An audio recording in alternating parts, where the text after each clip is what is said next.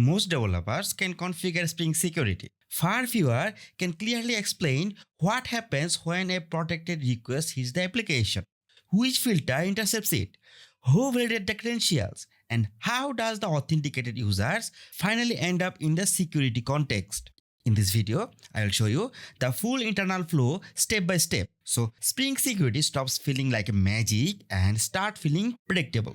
The goal is not just to make it work, but give you a clear mental model you can use to debug and customize Spring Security with confidence. Okay, let's get started. Let's start at the entry point. When a client sends a request and Spring Security begins processing it through the filter chain. Here we have this client. It could be a browser, a mobile app, Postman, or any tool capable of sending HTTP request.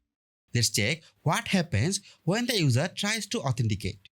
When the user sends an HTTP or HTTPS request using the client for authentication, the request enters the Spring Security framework and it is processed by a series of filters.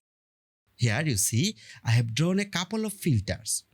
Every filter has a single specific job. For example, one might check for CORS headers. Let's say this one, CORS filter. This checks for CORS header in the request.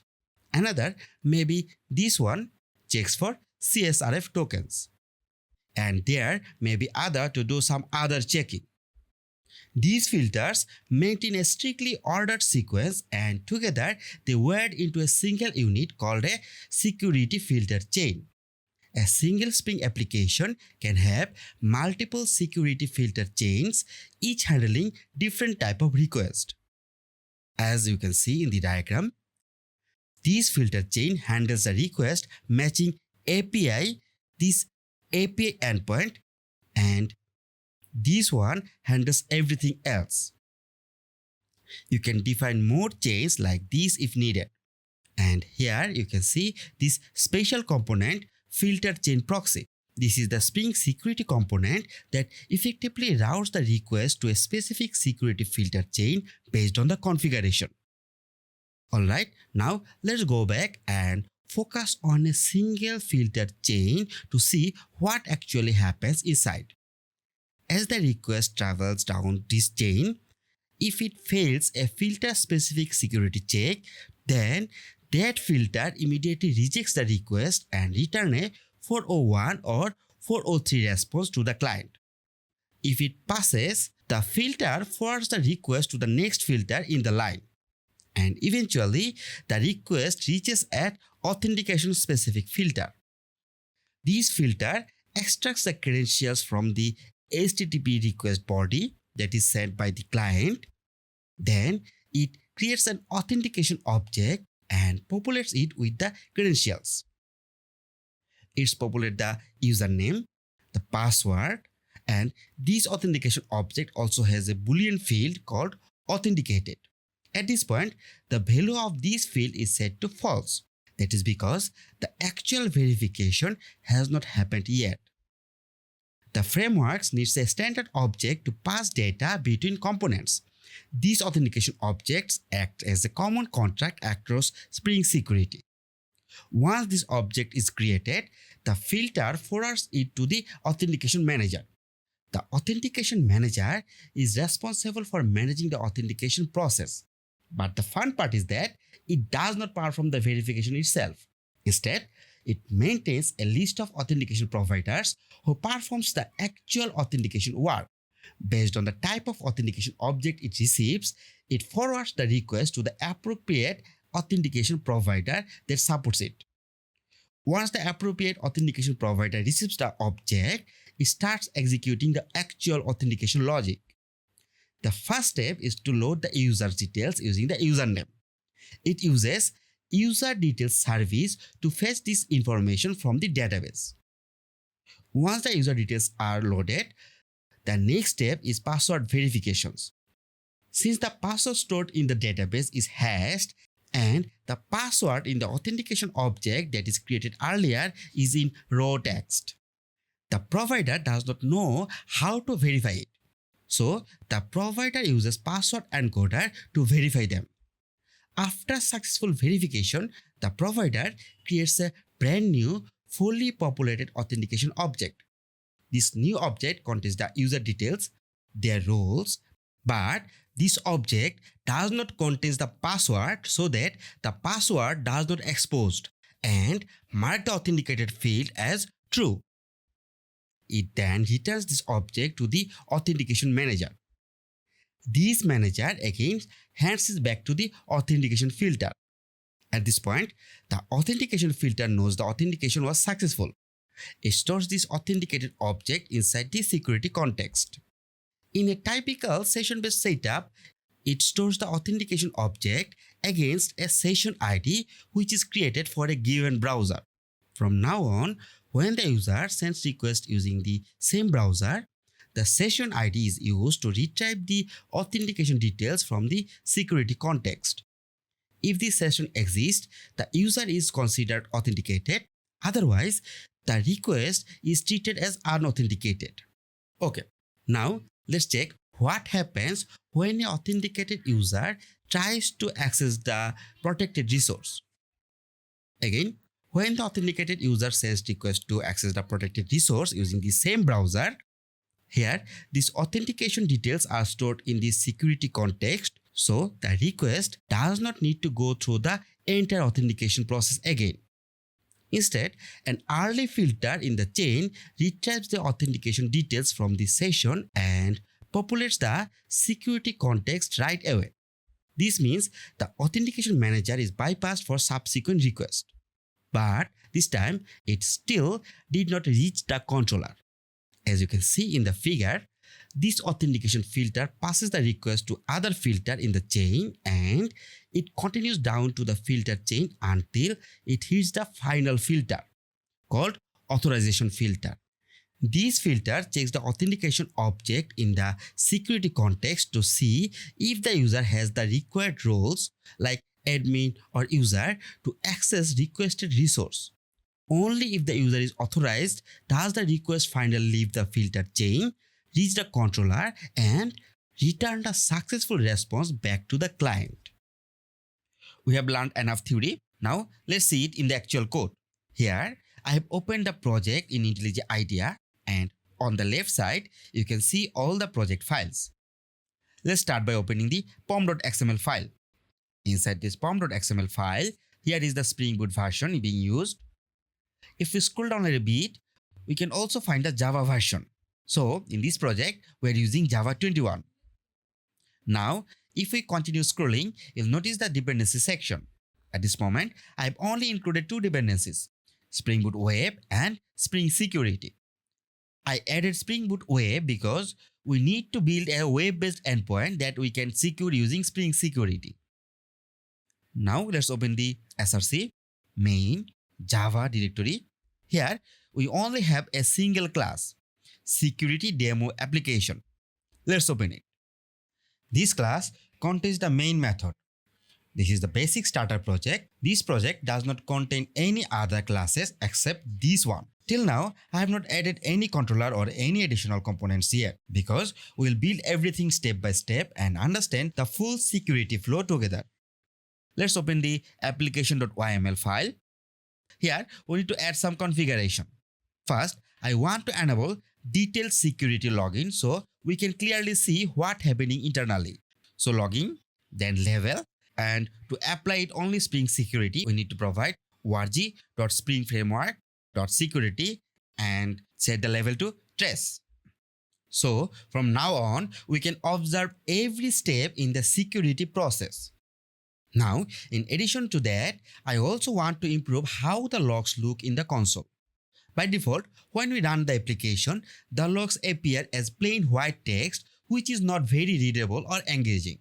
So I want to make the logs more colorful and structured so that we can easily follow that what's going on. But the fun part is that I don't remember the exact property name for customizing the log pattern. So I'll use the AI to get that. If you are using IntelliJ IDEA, you can do the same, or you can use ChatGPT or any other AI tool to help you along this way. Here, I'm going to ask the AI for the logging pattern configuration and it will suggest the correct property. Opening the prompt, here, let's ask for custom console login pattern with the following visual style. Display the time in green, including milliseconds. Show the log level in blue, padded to 5 characters for alignment. Show the thread name in red inside bracket. Show the logger time in yellow, truncated to 15 characters. And finally, display the actual log message. Let's press enter and see what happens. Now, my IDE is generating the pattern for me, so let's wait for a couple of seconds. Okay, the pattern is generated. I just need to accept it. Now, the pattern is applied. Let's run the application. I'll run it in debug mode so we can observe everything clearly. The application is started. Look at the console output. Now we can see the logs formatted with colors and structures, which makes it much easier to follow what's going on internally. If we scroll up a little bit here, you can see this password that was generated by Spring Security. Now let's open the browser and navigate to the URL localhost 8080. Here we have this login form. Now, since we have added Spring Security, it comes with this default form.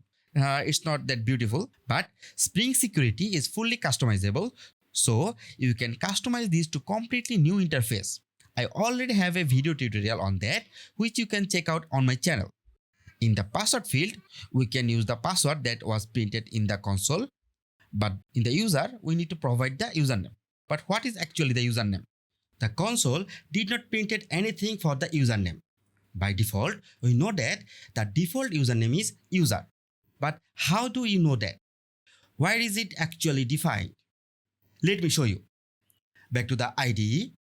Now, I will open the class where this is defined. Let's close this file. Now, I'll search for the class source. To search everywhere from the project, we can use this shortcut. I have overridden the default shortcut. By default, the shortcut for Mac, I believe, is double shift. Now, let's search for the class. Make sure the All tab is selected and this box is checked to include non-project items in the search result. The name of the class I am searching for is Security Properties. Here we have the couple of Security Properties class.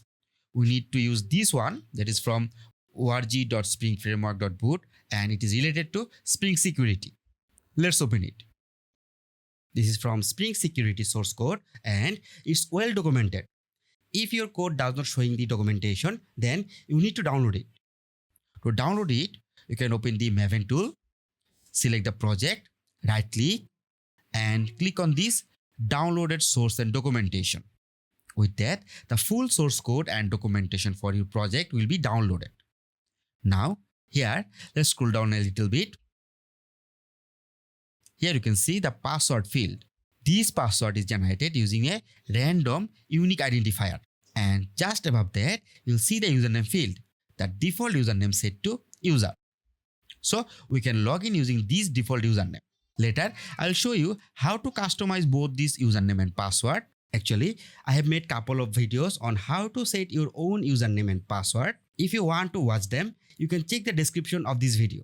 But in this video tutorial, let's stick with these defaults. Now, let's go back to the browser. Here, enter the username as user and click sign in. Now, we are successfully logged in into the application. It's redirected us to this root URL, but we are seeing a white label error page with a 404 status. This is because this is a brand new Spring Boot application and I have not configured any controller to handle this request yet. Let's not focus on the controller part yet.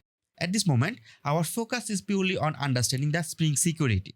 Now, let's log out. Next, we'll explore the entire security workflow using debug mode. So, let's go back to the IDE. This time, let's clear the console. Now, in the browser, update the URL to access the home page. Then, back to the console again. There is a message saying that trying to match request against the default security filter chain. This is the name of the filter chain that we discussed earlier in the architecture. At this point, since we have not configured anything yet, Spring Security automatically provides a default security filter chain out of the box.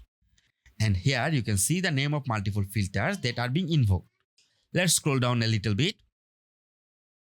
Here you'll see a filter named Disable Encode URL Filter, and beside that there is a number 1 and 16. These 16 represents the total number of security filters that are registered in the security filter chain. This number represents the position of the filter in the chain and also tells us that currently there are 16 filters registered. Each filter has a specific execution order, and this order is strictly maintained. Now, if we scroll further, we can see an exception being thrown. This exception is coming from the authorization filter. Let's look at it. Here it is, positioned at 16 in the chain. Let's open this authorization filter and see what's happening inside. I'm going to reduce the font size a little bit so we can see clearly. Inside, we have DaoFilter method. Now, if we look at this section around this line 96, here it's trying to authorize the user. What it does is simple. It checks whether the user has permission to access the requested resource. If the user does not have the permission, it throws an authorization denied exception with a message access denied. This is the exception message that we have seen earlier in the console. Now let's add breakpoint here, and I want to observe the behavior during live execution. Also, I'll inspect another filter that is responsible for generating the login page. Go back to the console and look for the filter chain again. Here you'll find another filter named Default Login Page Generating Filter. This is at position 9. This filter is responsible for rendering the login page. Let's open it. Now inside the filter, go to the DaoFilter method. Here it checks whether the current request is for the login page. If it is, it generates the login page HTML. Here, this generate login page HTML method is responsible for generating the login page we saw. It finally writes the generated HTML to the browser response so we can see the login page. Now, let's add a breakpoint here as well and see what happens behind the scene. Go back to the browser and update the URL. Now, the execution stops at our breakpoint inside default login page generating filter. Here, it is checking if this request is for accessing login page. I tried to access the home page, not the login page, so this statement will be skipped. So let's step over and passes control to the next filter. Let's resume the program. Now, the execution stops at the authorization filter. Here, it checks whether the access is granted. Let's inspect the authorization result. Here you can see that is granted is false. That means the access is not allowed, and that's why the authorization access denied exception is thrown. Now, let's resume the program again. Since access is denied, Spring Security tries to redirect us to the login page. For the redirection, we have another request. So again, default login page generating filter invoked. This time, the request is identified as login page request. Let's step into it. It enters this condition. Inside this block, it generates the login page HTML, set the content type, and return the response. Let's continue execution. And now we can see the login page displayed in the browser. Let's try to understand what happens when we log in with the correct username and password. This time, I will add breakpoint in another filter. Let's check the console for available filters right now. Here, we have this filter, UsernamePasswordAuthenticationFilter at position 7. This filter is responsible for processing authentication for form-based login. I am going to add a debugging breakpoint at this UsernamePasswordAuthenticationFilter. Let's open the class. This class extends from abstract authentication processing filter. Now, let's check what the DaoFilter method is doing inside. Let's search for DaoFilter. Here you can see this method is actually defined in the parent class abstract authentication processing filter. So let's open that. Here we have two methods. One is public and another one is private. This public method accepts servlet request and servlet response and then convert them into HTTP servlet request and HTTP servlet response, and finally calls the internal private doFilter method. Let's add a breakpoint here. Now scroll down a little bit. Here you'll see a call to the attempt authentication method. Let's check what's inside that. This attempt authentication method is responsible for performing the actual authentication. Here in the left side, we have a circle. Now, if I click these, you can see a list of other classes who have overridden this method. One of them is UsernamePasswordAuthenticationFilter. Let's open that implementation. And here, let's add another breakpoint. Now, go back to the browser, try to access the application, enter the username and password, and click sign in. Now, execution stops at the breakpoint inside this abstract authentication processing filter. Let's walk through what's happening. First, it checks whether authentication is required. If it's not required, it simply passes the request forward. But in our case, authentication is required, so it continues. Now, it calls attempt authentication. Let's step into it. Now, execution stops inside the attempt authentication method of UsernamePasswordAuthenticationFilter. What it is doing here is that first, it tries to obtain the username. Let's check this method. Inside this method, it looks for a parameter with the name UsernameParameter. In the login page, for this username input field, the name of this field is set to username. So, based on this parameter value, this obtain username method is going to fetch the username. Let's continue. At this point, the username is populated. Then it trims any extra spaces. Next, it retypes the password in a similar way and cleans it up as well. After that, it creates a username password authentication token. It's calling the unauthenticated method of this username password authentication token class. Let's check what is inside this unauthenticated method. It's simply calling the constructor of the username password authentication token. Let's check this constructor. See, it's setting the principal, which is basically the username. Then it's setting the credentials, which is password, and it explicitly set the authenticator to false. As I mentioned while explaining the architecture diagram, this authentication object is created here with the username and password and the authenticated property set to false. Now, you might have a question. Here, we are setting a username password authentication token, but I previously told you that Spring will use an authentication object. Why is that? Let's check this class. This class extends abstract authentication token. And if you check abstract authentication token, it actually implements the authentication interface.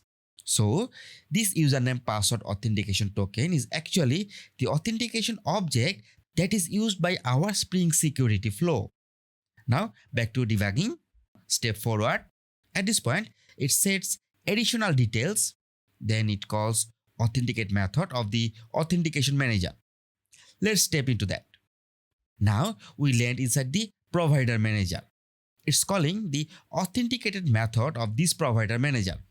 It accepts the authentication object. So, previously I mentioned that the authentication filter creates an authentication object and passes it to the authentication manager. But here you see we have this provider manager. Why is that? The secret lies in the parent class hierarchy. See, this provider manager actually implements authentication manager. That means this provider manager is actually our authentication manager. Now, inside this authenticate method, we have this for loop. This loop iterates over all available authentication providers. For each provider, it tries to authenticate the request. It continues this process until it gets appropriate result from the provider or all providers are checked. And add a debug point right here so we can check this further in the next step. Now, let's resume the program. This time, execution stops at the breakpoint inside the provider manager. Let's check which provider is being used for the authentication. Here it is DaoAuthenticationProvider. Let's open that class.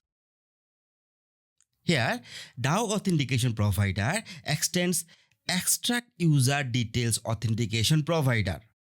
Also, this class again implements the Authentication Provider interface. Inside this interface, we have a method defined. This one, the authenticate method.